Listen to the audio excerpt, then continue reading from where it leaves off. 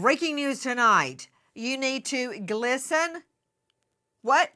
You need to glisten, according to Sean Combs. What does that mean?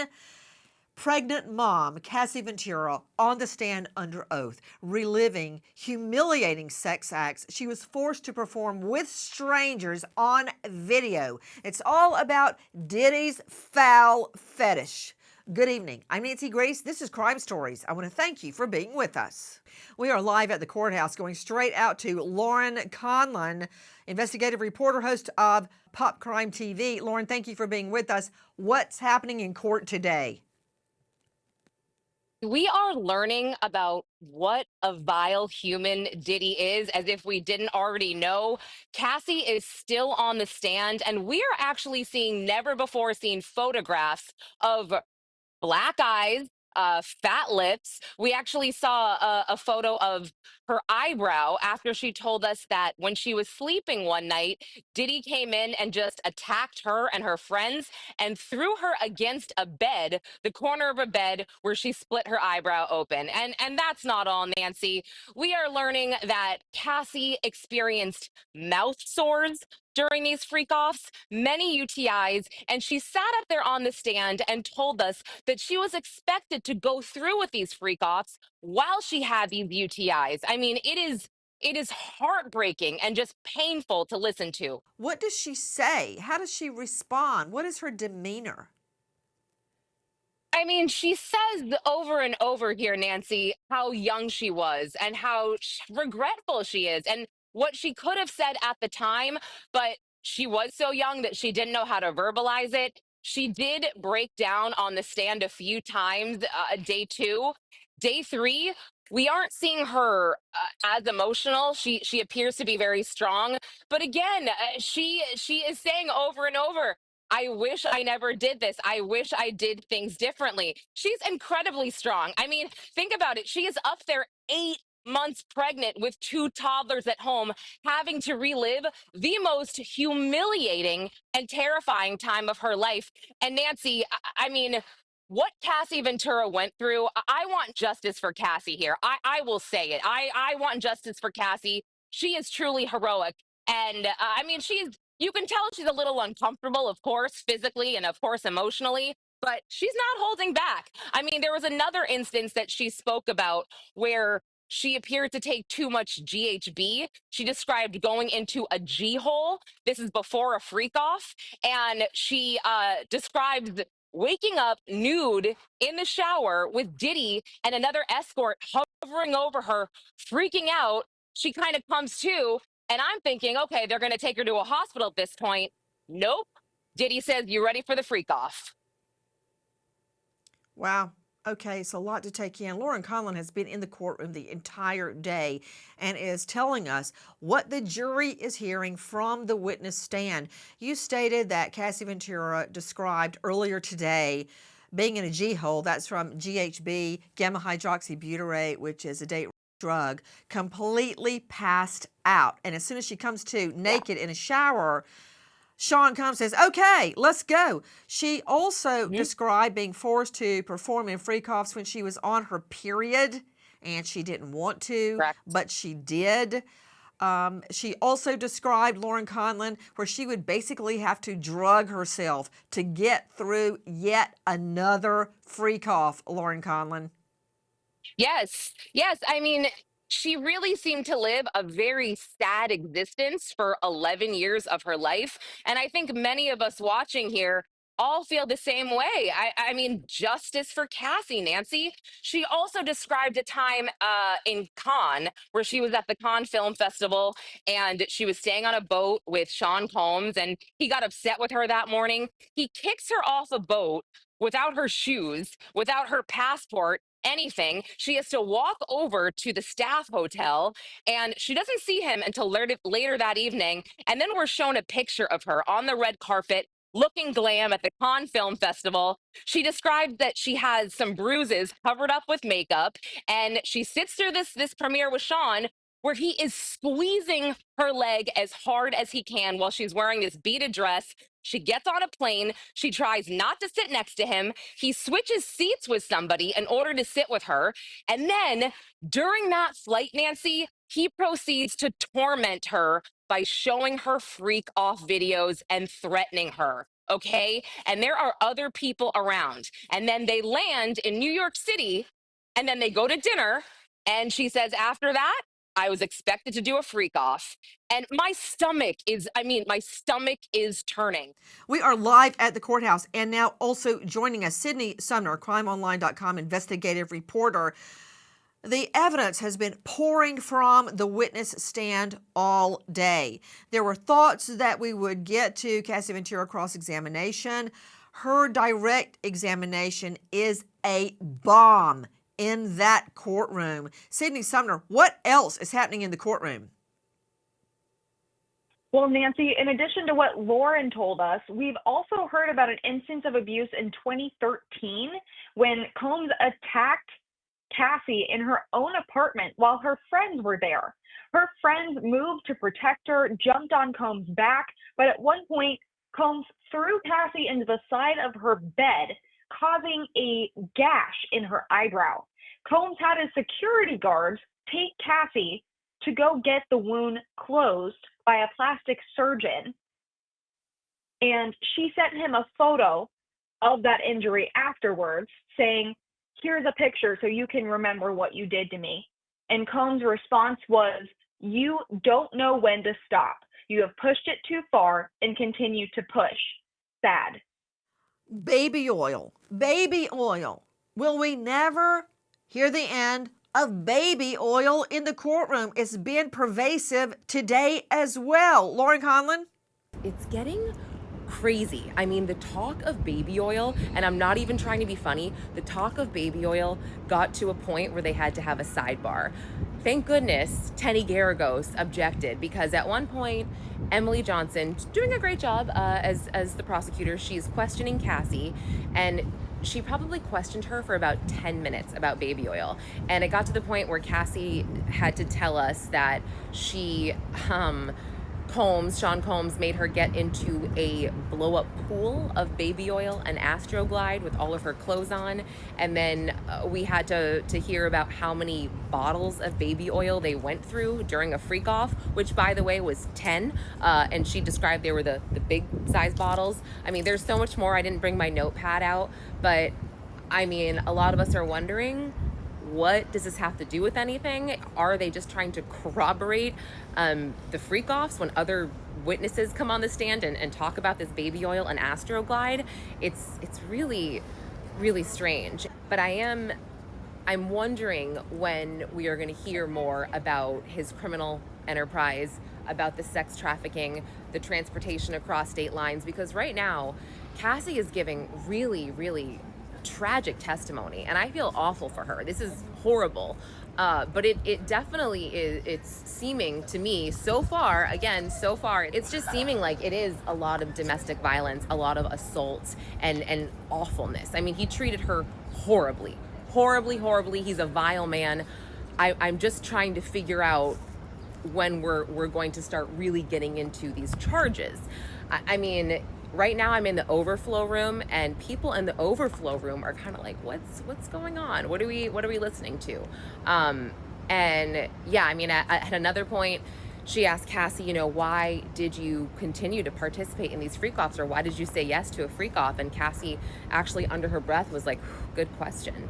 But she broke down crying on the stand, and it was awful. It was so awful. She, she just talked about how much she loved Sean Combs and how, she did these freak-offs so she could be with him. And that is just really sad. Well, I appreciate your perspective, but let's go to trial lawyer Nima Rahmani, joining us out of LA, former federal prosecutor turned trial lawyer, president of West Coast Trial Lawyers, and author of Harvard to Hashtag. Nima, what a layperson sees, they don't understand necessarily that what is happening right now is proving sex trafficking, and RICO. Normally, we see which are the most serious charges that Combs is facing. RICO, which is racketeering, we normally see that applied to the mob, right?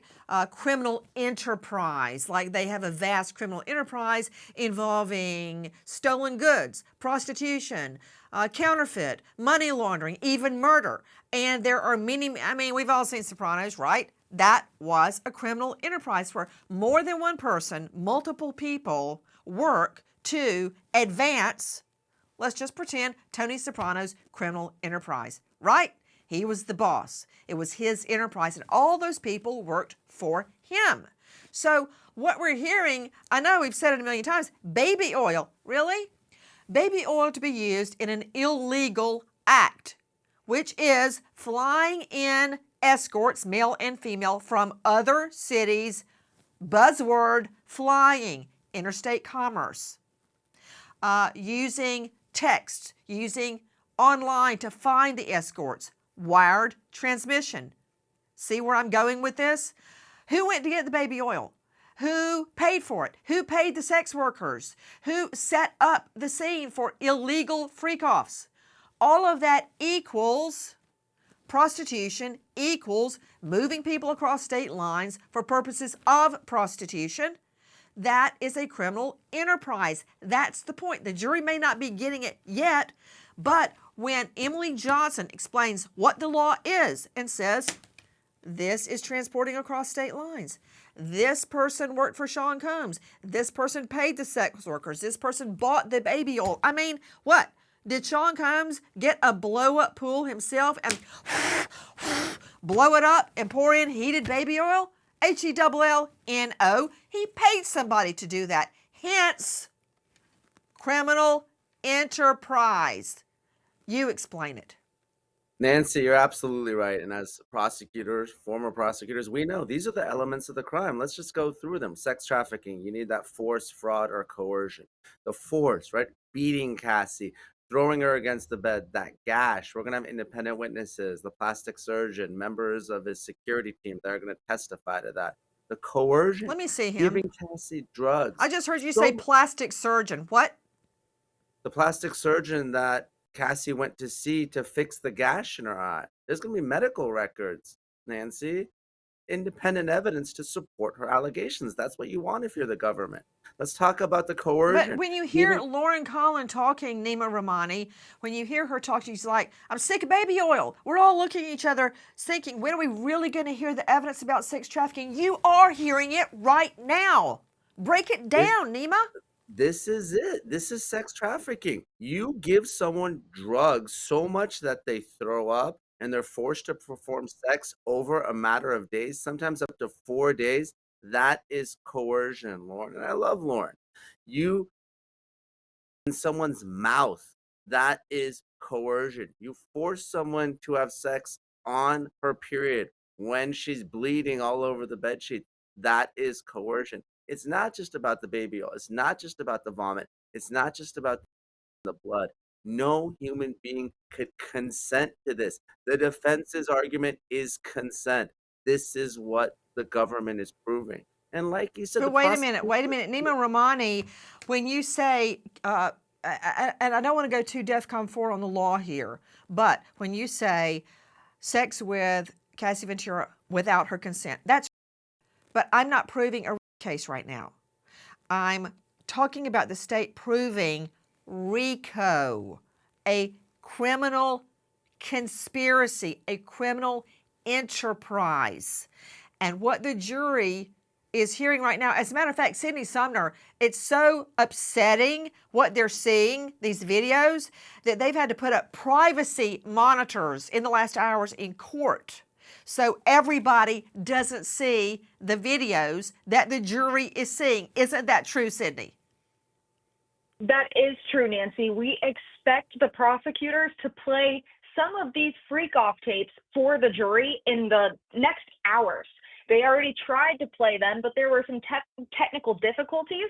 So they decided to try and work on those and continue with a different line of questioning. So those videos are going to come up in court very, very soon. We see that reporters are scrambling to actually get a seat in the courtroom instead of the overflow rooms so they can watch the jury as these videos are played.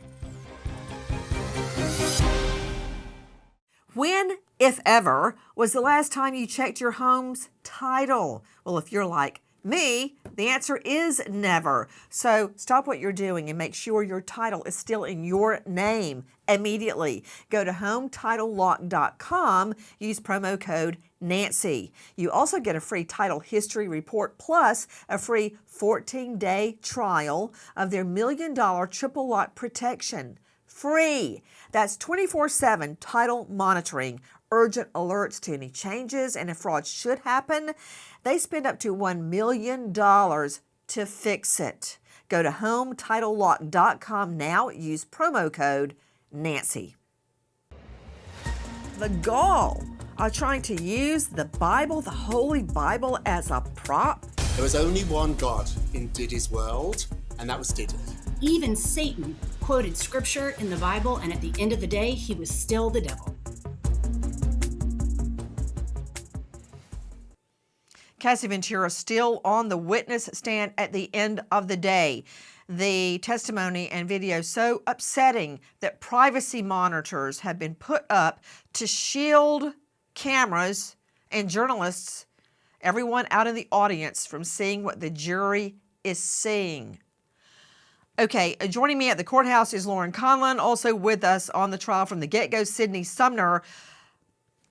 Nima, what I'm trying to tell you is that while Lauren Conlon points out that everybody in the overflow room, all the journalists are saying, well, when are we going to be done with baby oil? When are we going to talk about sex trafficking? We're talking about sex trafficking right now. Cassie Ventura doesn't have to say people were sex trafficked. There was a conspiracy. This is a RICO case. We don't expect that. We expect the prosecutor to take the evidence from the witness stand, explain the law to the jury, and explain why what they're hearing, if they believe Cassie Ventura, equals sex trafficking and racketeering charges. Okay, listen to this. Cassie says Combs wanted her glistening at all times and had her reapply heated baby oil as often as every 5 minutes, and during one performance even made her get into a kiddie pool of baby oil. Afterward, staff members were charged with cleaning up, but with baby oil and bodily fluids all over the floors, walls, and door handles, Combs was frequently charged for damages to hotel rooms, negotiations handled by Combs' assistants. Okay, you know, I want to fight with Nima Rahmani right now about sex trafficking, but I can't ignore that. Dr. Bethany Marshall joining us, renowned psychoanalyst. I don't know what you're smiling about, Rahmani, but that's a whole nother can of worms. Dr. Marshall, psychoanalyst out of LA, author of Deal Breaker. You can see her now on Peacock and find her at drbethanymarshall.com. Dr. Bethany, just forcing Cassie Ventura to engage in freak-offs during her period. Forcing her out of a shower where she's having cold water sprayed on her after going down a G-hole from GHB and saying, okay, you ready? Get back in there. It's like putting a boxer who's bleeding from the face and all two big black eyes cut open and pushing him back in the ring. Now we hear about a kiddie pool, a blown up kiddie pool full of warm baby oil that Cassie Ventura had to get into.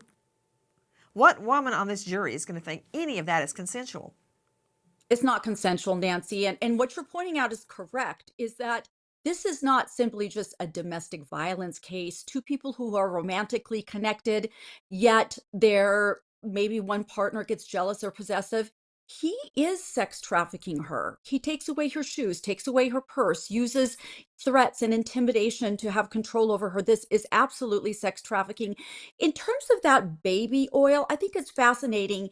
If he can only achieve arousal and when looking at somebody with baby oil on, then that technically would fit under the category of a perversion, but I think he has multiple perversions. What I really think is going on is that somehow baby oil has become associated with experiences of arousal, which made me wonder, like, what were his early experiences in life? I mean, how long has he been using baby oil? Was baby oil used as a part of a masturbatory ritual starting from when he was really young? Did his mother use baby oil when he was an infant and somehow that got eroticized or sexualized? I mean, this is so fascinating to me as a clinician because there's all kinds of meanings underneath this. I'm glad you're the shrink and not me, because I'm not really fascinated by a woman on her period being forced to engage in a freak off with a group of sex partners, male escorts that have been flown in from out of state. I'm not really fascinated with that, but I do want justice. This is like a cornucopia. It's a Freudian freak show. I don't even know what all of this means. And you know what, Dr. Bethany, no offense to you, but I don't care what it means psychologically. I care if I or the prosecutor can prove the case. And what out of Cassie Ventura's testimony proves sex trafficking and RICO? That's racketeering charges usually reserved for the mob. Okay, so how are they going to prove it? Listen. Prosecutor Emily Johnson briefly pauses Cassie's narrative testimony to make a point. Whose decision was it to have freak-offs? Whose decision was it to involve baby oil? Whose decision was it to use male sex workers? Whose decision was it to pour hot wax on your body? Cassie's answer remained the same. Sean's. That is pointing to Nima Rahmani, the head of the organization. If Sean Combs is only convicted of that's going to be a cakewalk for him. He'll get that. He'll get at least 2/3 of his time knocked off. He'll be out in 5 years, okay? The feds want the prize of racketeering and sex trafficking. Listen. Cassie mentioned staff would set up Combs' hotel rooms for freak-offs, prepping rooms with baby oil, lighting, and other requests. Specifically, security guards Roger Bonds, Uncle Polly, Fahim, Malik, and D-Rock as being sent to track her down or ordered to take her belongings. Cassie also says bad boy exec Tony Fletcher handled her finances for several years, and Christina Coram discussed many personal details with her. Tom Smith joining me, former NYPD detective, 30 years in narcotics, robbery, gang.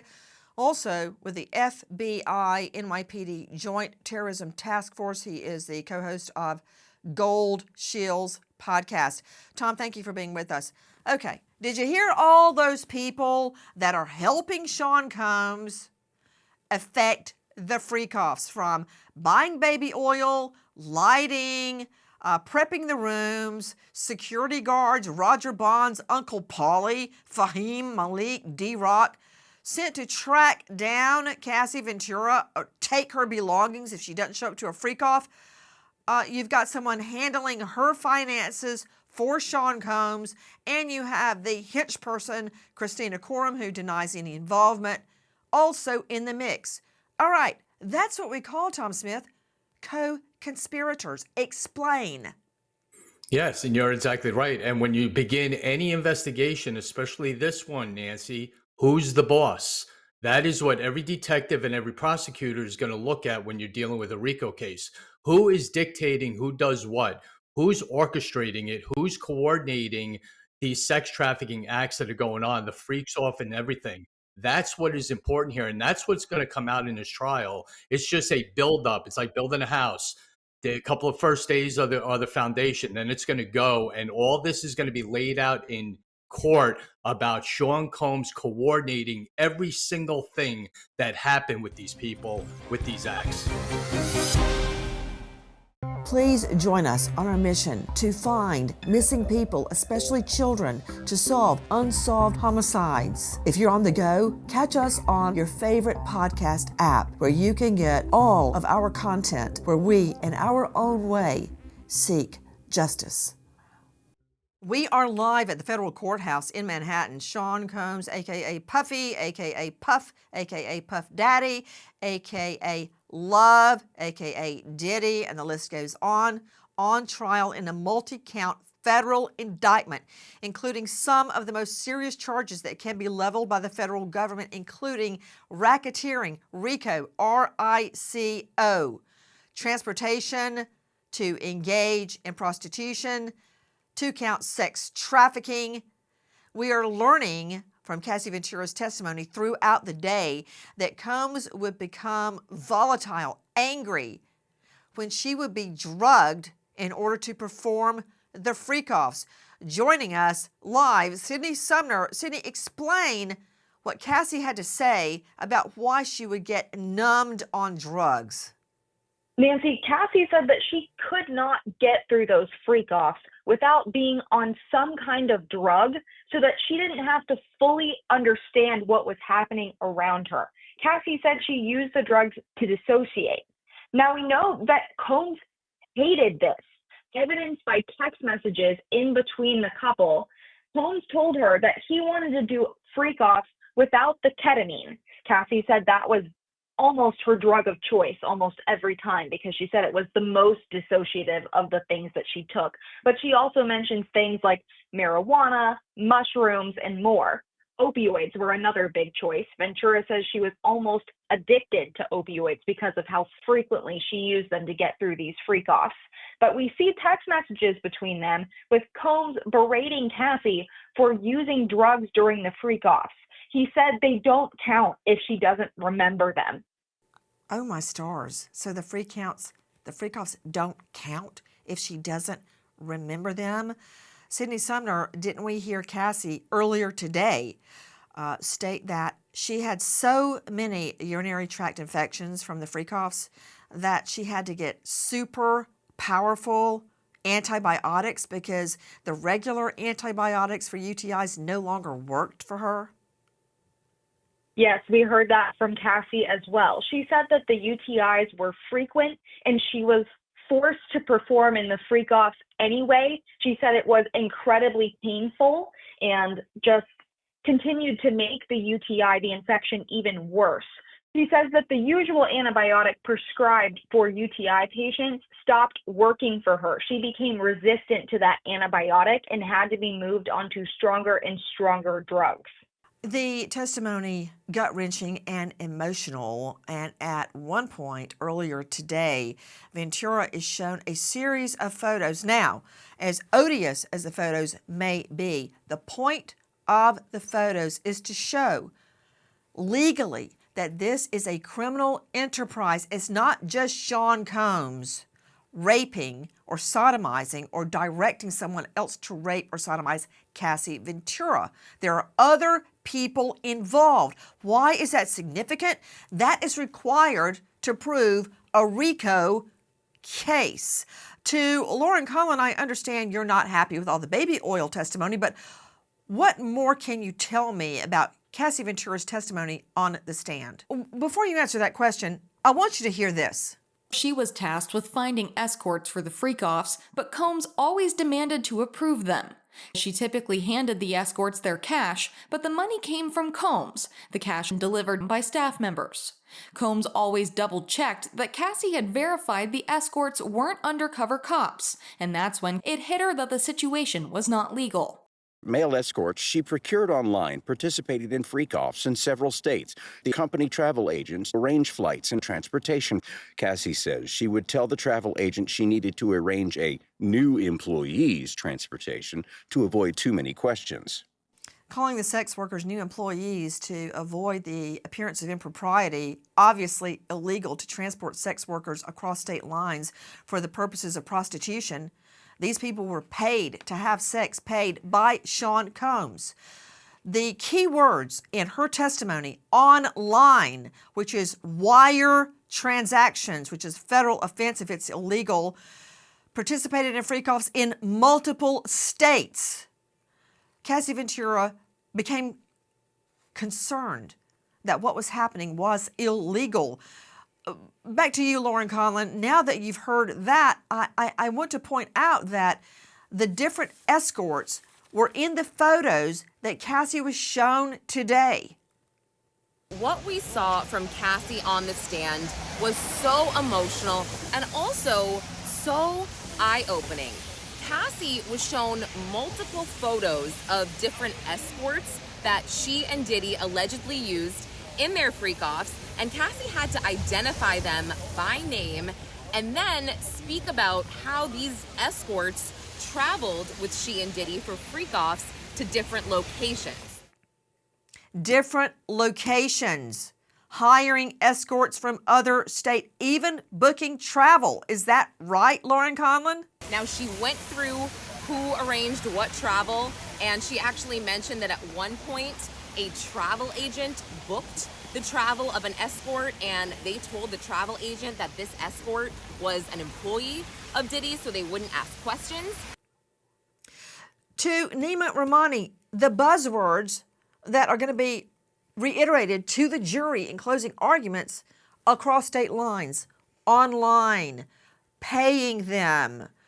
You're orchestrating a criminal enterprise. Because, see, that's what Garagos has been screaming from the get-go. Yes, he's a bad boyfriend. Yes, he may have coerced Cassie Ventura into sex, translation. But that does not make a sex trafficking case. Okay, another chance to Nima Rahmani. What are they doing with Cassie's testimony here? Well, when it comes to RICO, we're talking about a criminal enterprise, and that has to be a loose association of two or more people. Doesn't have to be the mob, doesn't have to be the cartel, doesn't have to be a street gang. We saw it in the R. Kelly case.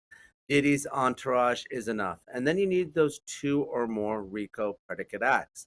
Assault, right? It's not a federal offense, but it's a RICO predicate act. Okay, Bribery. wait, put him up. Can I please state that in simple words? You said predicate acts. Okay. It can't just be people palling around. Okay.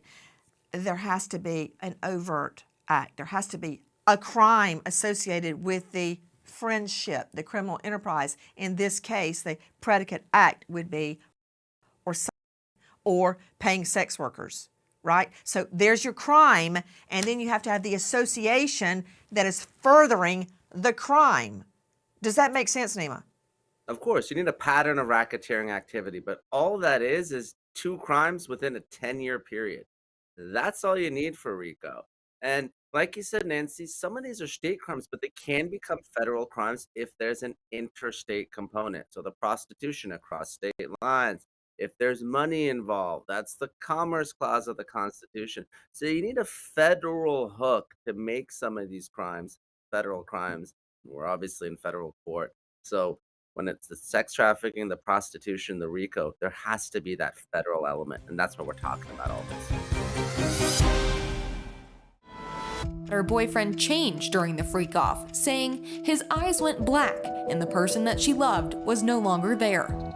Cassie says afterward she was still very numb from the drugs, but felt dirty and confused. Cassie didn't want to make Combs angry by telling him she didn't like it. The freak-offs quickly became a weekly event, with the actual escapade lasting roughly 2 to 3 days with no sleep, and the recovery taking just as long. She quickly determined she no longer wanted to participate in the freak-offs, especially with how regular they became, but didn't know how to refuse Combs. Quote, "It got to the point where I just didn't feel like I had much of a choice. Didn't really know what no could be or what no could turn into." Ventura says she didn't know if Combs would be violent or follow through on threats to release the recordings of the encounters. So far, he's just sounding like a pimp. But when you analyze the testimony, there is a sex trafficking case and a RICO case being made out. Joining me now, Rachel Fisher is with us, anti-trafficking expert, featured in the 2022 documentary Surviving Sex Trafficking. She is a forensic nurse, a sex assault nurse examiner. You can find her at legalrnconsult.org. Rachel, I was working up to you. You heard about the beatings. You heard about the urinary tract infections, the being forced to perform during her period. But also, we learn, Rachel, that Cassie testified, I think it was right after the lunch break today, but Cassie testified that when she wouldn't pick her phone up, Combs would call over and over and over again. If she still didn't pick up, he would send his hench people to get her.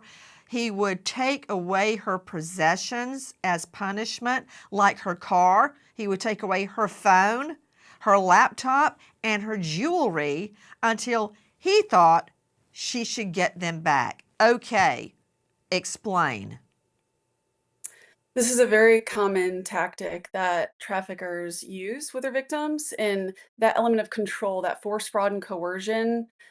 Coercion being making something fair seeming that isn't, and using that fear of reputational harm, manipulation, not being able to have access to the phone to call the outside world, using an enforcer, another person, to be able to hold her accountable. So that's again engaging another person to hold her to it, and then the engaging in commercial sex acts. So the prostitution word has been said, but forcing someone to engage in commercial sex acts is part of that in trafficking, and the performing labor for sexual gratification or perform sex acts for his gratification. Um, and her not being able to have a choice in it because she could be hurt by either him or his staff acting in that enterprise. So there was that constant fear, and we see that all the time is if I don't do this or if I don't follow his commands, there will be repercussions. As she's talked about all the things that have happened and they're going to happen again. And that's that fear that they constantly live under. And you know, Rachel Fisher, a lot has been made. We heard Lauren Collin talking about why do we keep hearing about baby oil. She was directed, you have to be, quote, glistening. And all of the sex workers, everybody involved in the video freak-offs had to be literally glowing in baby oil. It had to be reapplied over and over and over to the point that the hotel rooms would be damaged and Combs would have to pay to get the hotel rooms professionally cleaned and repaired after freak-offs. But we also learned, Rachel Fisher, and I'd like to hear your opinion on this because this is so serious, that if she did not comply, yes, he had given her 2 different places to live. One was in New York and LA. She moved there because he wanted her to be close to him. But if she displeased him in any way, he would take the keys and physically kick her out. And you heard earlier being kicked out at the Cannes Film Festival with no shoes, left to wander the streets with no shoes, no ID, no credit cards, no anything. Explain that, interpret that for us. That's that power and control dynamic that's present in domestic violence that we see also in the sex trafficking realm, is they use that power and control over their victims to have them engage in commercial sex acts. That's where we get that trafficking overlap with domestic violence. And you see the passport being withheld, not able to have a place to live, the basic needs. Those are vulnerabilities that they target. And so they exploit, just as he did to her, he exploited those vulnerabilities and used them as that coercion of if you don't do this, these are the repercussions. So that's controlling a person through withholding food, basic necessities, not allowing them to talk to family, and using physical harm or restraint against her as the victim. So there was a lot of that present throughout. Sydney Sumner with us, Crime Stories investigative reporter. Cassie Ventura, later in the day, read a series of texts. What was the significance? Nancy, this stood out to me particularly to just show Combs' cowardice and control over Cassie. When she escaped that hotel room on March 5th, 2016, because she had a movie premiere and she was so worried that Combs would make her face damaged ahead of her movie premiere, that she finally decided, you know what? No, I'm not going back in that room. I'm calling security. I'm leaving. So she manages to escape that hotel room, and Combs sends her text messages over and over, begging her to come back because he claims the cops are showing up. He's surrounded. Please, I've got 6 kids. Don't do this to me. Don't take me down for this. I couldn't imagine what was going through her mind reading those text messages after she already denied the security guard's offer to call police. Later that day, a friend didn't consult her before calling police. And when an officer showed up at her door, she refused to cooperate. She was never planning on sending Sean Combs down, but she wanted to look presentable for her movie premiere. Dr. Bethany Marshall, what Mark Garagos told me, his daughter Tenny is one of the lead counsels on Combs' defense, is that wasn't a freak off at all happening in that room. There was an argument where Cassie became angry because Combs got a text from another woman, and that's why she was leaving. But that's not what she says, And when you know Garagos, he's so affable and likable, but he has a job, and his job is to get Combs off, or whoever his client is at the moment. There's highly divergent versions about why she was trying to get away. I think what was really happening, Nancy, is that she had this premiere coming up, and if he locked her into one of these freak offs, then he could maim her, hurt her, restrain her, control her. He was trying to put her in an impaired position so she couldn't get to the premiere. This is classic. This is sex trafficking 101.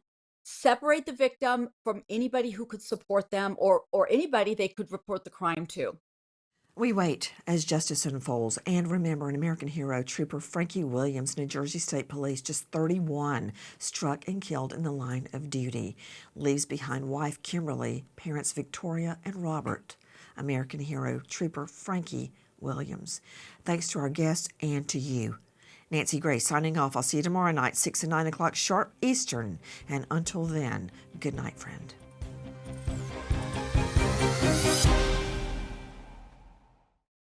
Please join us on our mission to find missing people, especially children, to solve unsolved homicides. If you're on the go, catch us on your favorite podcast app, where you can get all of our content, where we, in our own way, seek justice.